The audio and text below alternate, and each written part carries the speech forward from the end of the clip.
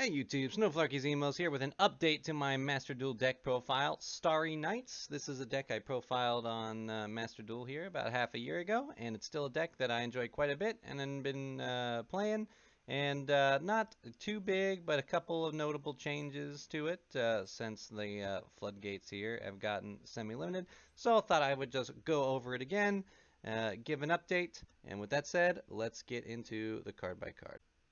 So, starting with our monsters, I am playing 3 copies of Starry Knight Rael. Rael is a pretty nice card. It's got an 1800 attack body, and when this card is normal summon, add a Starry Knight spell or trap card to our hand. So that card is pretty sweet. It does have an effect that says you can banish this card from your graveyard to target a Starry Knight monster in your graveyard except Rael and special summon it, which combos well with our next Starry Knights that we're running. One, of course, Starry Knight Flamel. When an opponent's monster declares an attack, you can send this card from your hand or face up on the field to special summon a level 7 Light Dragon monster from your hand. That's pretty neat. But also, the main effect that we want of this is that you can banish this card from your graveyard to target a level 7 Light Dragon monster you control or is in your graveyard and return it to your hand. Mostly nice as a one-of because if we, this Starry Knight, Starry Dragon, we want to keep in our hand or on the field. If it goes to the graveyard, that's pretty bad for us, so having this guy that can get us that card back from the graveyard is nice to have, just as a one-of. He's not too useful outside of that. Next, I'm playing 3 copies of Starry Knight Orbital. Orbital is a cool card because it has a quick effect. You can target a light monster you control, tribute it. That does include Orbital itself. And if you do, set a Starry Knight Speller Trap card directly from your deck. Very nice for getting the Starry Knight spellers or traps that we need. And if a face-up level 7 light dragon monster you control returns to the hand while this card is in the graveyard, you can special summon this card, which is pretty cool. If that means you can get it back and then you contribute it off to get a new Starry Knight Speller Trap card, and that just helps dig the Starry Knight Speller Trap cards out of the deck thin, get us, into cards that we need, just help the deck move through, and that's why this card is so awesome. And last for monsters, I'm playing 2 copies of Starry Knight, Starry Dragon. If this card is normal or special summon from the hand, you can target a card on the field and destroy it. It cannot be destroyed by battle with a dark monster or by dark monster effects. And then once per turn, at the start of the damage step, if this card attacks an opponent's monster, you can banish that opponent's monster until the end phase, and also this card can make a second attack in a row. So just a nice way to clear out a monster and poke directly. So overall, pretty good card. This isn't a hard once per turn, so if you can normal or special summon this card from your hand multiple times, you can pop multiple cards, which is pretty cool. The banishing to poke for the opponent's life is pretty solid. Overall, cards I like. Not a lot of monsters that we're playing in this deck. We don't want to see too many of them because they're cloggy. We just want to get the spell and trap set up so that we can be dropping Starry Knight and bouncing it back to our hand every turn, whether it's our turn or the opponent's turn. And that's kind of the goal in this deck. Just keep dropping Starry Knight, popping a card, bringing it back so it doesn't get destroyed. Then you play it again, destroy another card, do some damage. Meanwhile, every time you do that, you get Orbital, which is getting more Starry Knight Spell or Trap cards out, which helps you maintain your advantage. So overall, that is kind of the loop of the deck, and that is it for our monsters. Getting into our spells, I'm playing 2 copies of Pot of Duality. Was only playing one of this before, but after Teekboo got semi-limited, I've decided to bump Pot of Duality up to 1 more copy. So normally on your very first turn, you're not going to be special summoning from your hand, and that's when we want to see Duality so that we can dig for the floodgate that's going to help us win the game.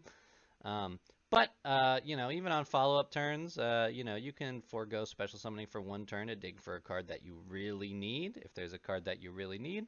So Pot of Duality is a decent substitute for losing out one of them. If you don't like Pot of Duality, you can just throw in a copy of Gozen Match, something like that this deck can play pretty well. Next, I'm playing 3 copies of Pot of Extravagance. While there are cards that are level 4s and we can make XZs, there's usually not time to do that because we're not comboing out a bunch of them at once.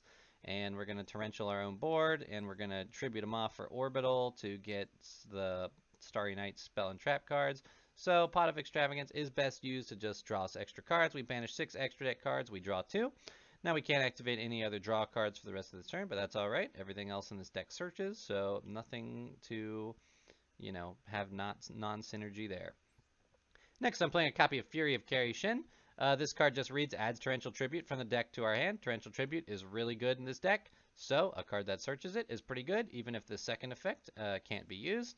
Next, I'm playing 3 copies of Starry Knight Balefire. Pretty nice. Add a Starry Knight monster or a level 7 Light Dragon monster from your deck to your hand. Then if you control no monsters and your opponent controls a dark monster, you can special summon a level 7 Light Dragon from our hand. So this card can get us Rael, it can get us Orbital, it can get us Flamel, Starry Knight, Starry Dragon, whichever one we're looking for. If we have a way to get Starry Knight, Starry Dragon bouncing to and from our hand, you usually want to grab Starry Knight, Starry Dragon. But if we, want to grab some more cards, we can grab Rael. So just whichever card you need. Even if you're setting it off orbital during your own turn, you can just flip it right away and use it. So pretty good card, just gets us whatever Starry Knight piece we're missing.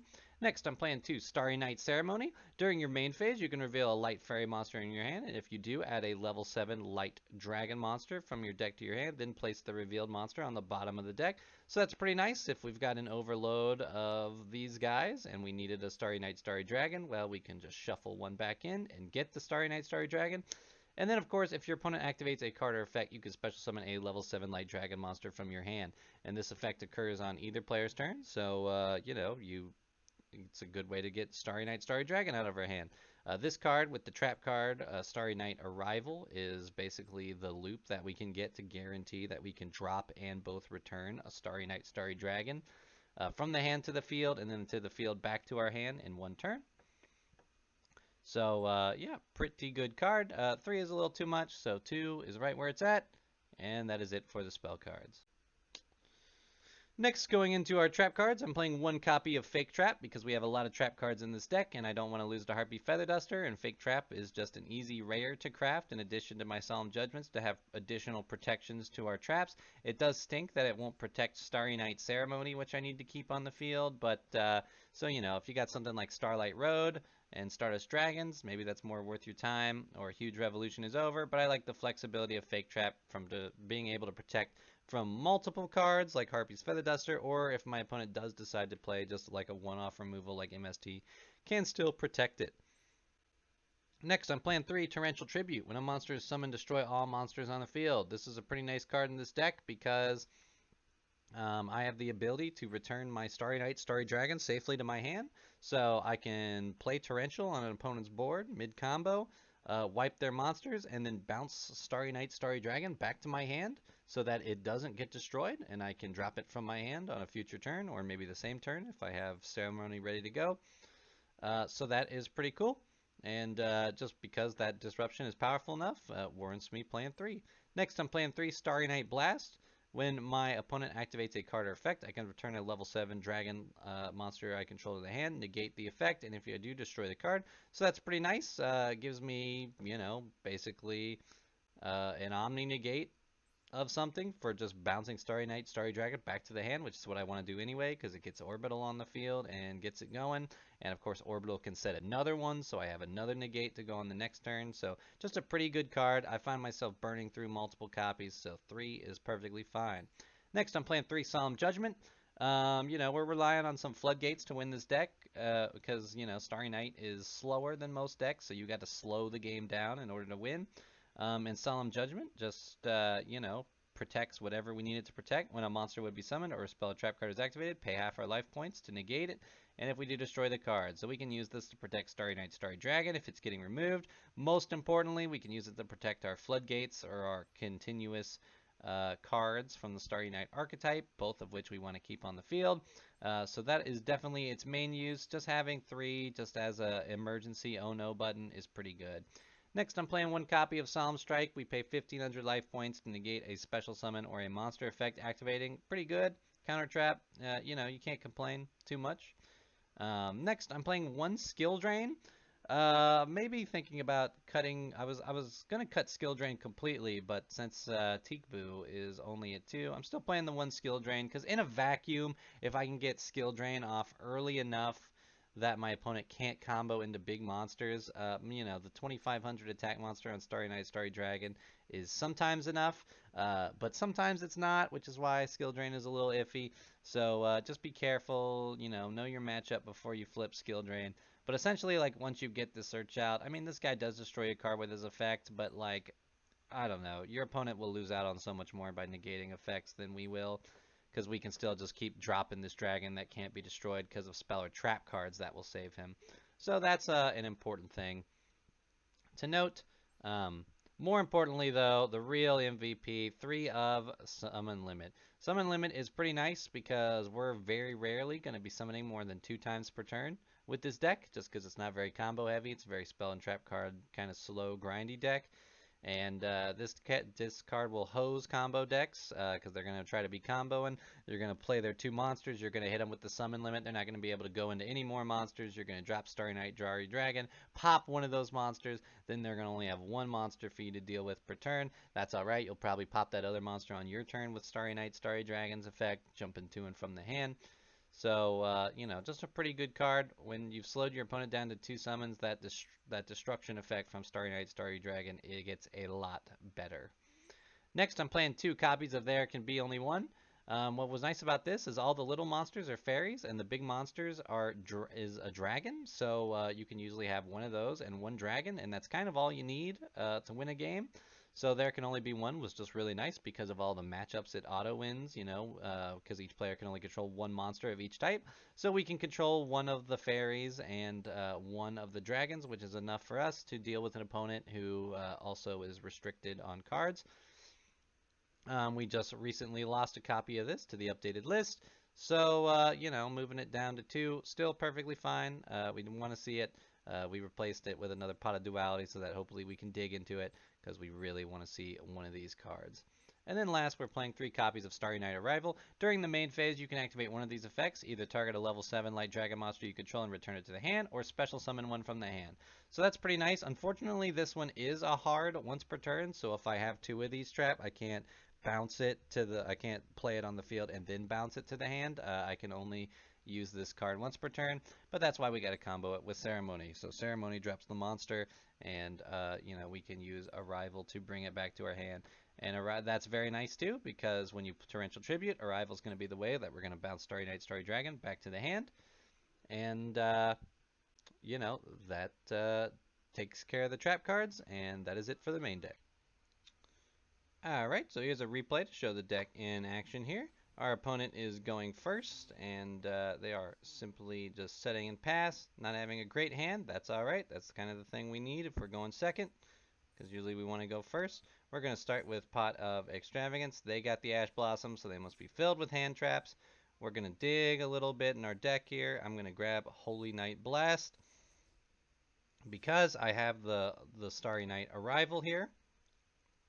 And the Starry Night Arrival means that I can drop my Starry Dragon, pop this card, and then if my opponent plays something, I have an Omni Negate, which is important because I have There Can Only Be One to play, and I want to make sure I can negate anything that can out it. So my opponent goes during their, I flip this card right off the rip just so I have it. So they flip their Cyber Dragon, of course, and I'm going to play There Can Only Be One because this is a pretty weak guy. So and I know this deck plays mostly machines, so if I limit them to being stuck on this guy for a while, I can buy myself some time, which is pretty sweet. Now I can drop Starry Knight, Starry Dragon, get this card out of here. Now that will trigger his effect, giving him a regular Cyber Dragon. That's fine. Of course, I can play Rail now, grab Starry Night Ceremony. Starry Night Ceremony is, of course, very nice, and this gives me a bunch of damage to deal. So, one more attack like that's going to end the game. My opponent, of course, is going to play Lightning Storm. This is why I need this card, so I can bounce this back to my hand. Now he's gone. He's going to play Power Bond. Now he's going to go into a big Chimera Tech Rampage Dragon. He's going to use his effect to pop some cards, but Ceremony's going to be able to go off and, pop this card because of the chain. Now he is going to go into Cyber Dragon Core, but it's not enough to go into anything more, and he scoops before I can attack and finish him off. So yeah, that's a little bit how it works. There Can Only Be One slows things down. Once things are slowed down, the Starry Night loop is a lot more painful to deal with, but only once things are slowed down. So that is it for the Starry Dragon deck profile update. Still a deck that I like quite a bit. I like how simple it is. The little monsters just get us a card. They just get us any of these, and then we play the card to get the dragon, and then the deck revolves around just looping, summoning the dragon out from the hand, and destroying a card. And I like this archetype exclusive trap card. So just a cool trap-based deck that I have quite a bit of fun playing. I really like Yugioh that this card was based off of, so very much like these cards. Very cool trap-based deck to have, and you know, very happy to play it. So, thanks for checking out the video. Let me know what you think. Love to know if you've been doing anything with Starry Dragons and TCG or Master Duel and chat about it more. But with that said, that's it for this deck. I'll catch y'all in the next one. Peace.